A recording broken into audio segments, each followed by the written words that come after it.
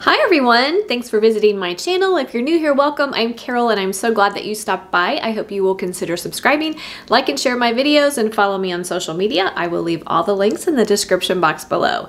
So we have Thanksgiving just a few weeks away. So today I'm going to bring you another cranberry sauce recipe. Now I love cranberry sauce. There's so many great ways to use it and I have several versions on my channel.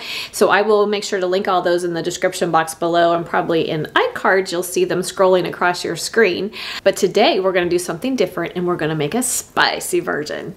I'm really excited about this one because we're not only going to make it a delicious cranberry sauce that you could serve on your holiday table, but it's also going to make a delicious appetizer that I'm going to share with you in my next video. So make sure you stay tuned for that.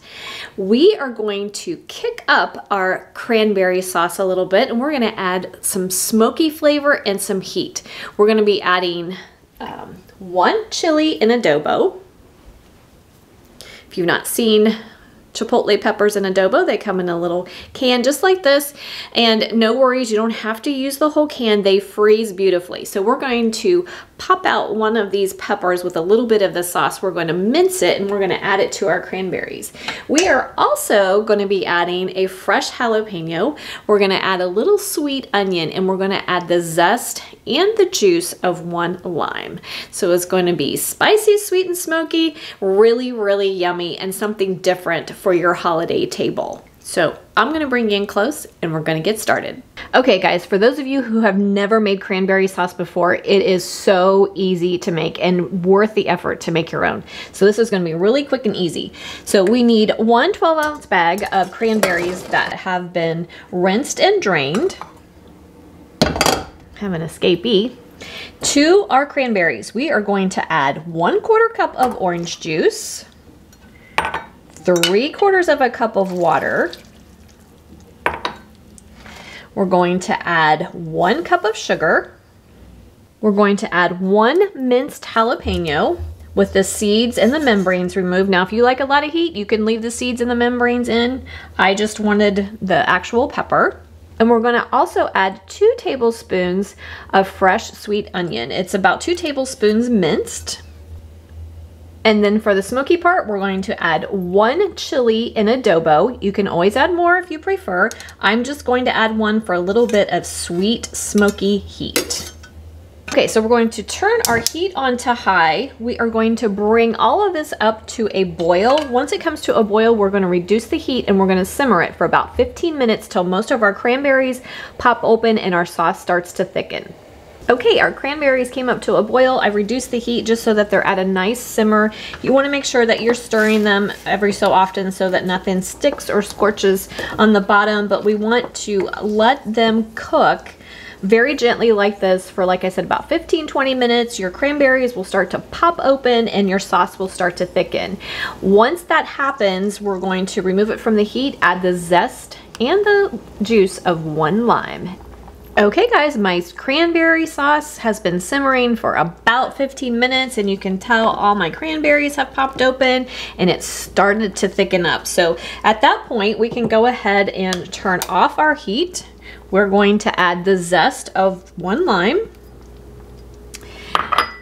And we're going to add the juice of 1 lime. Now, if you don't want all that lime flavor, you could just, and especially if you have a larger lime, you may just want to add half of the juice of half of a lime, which I think I'm going to do here because my lime was pretty big.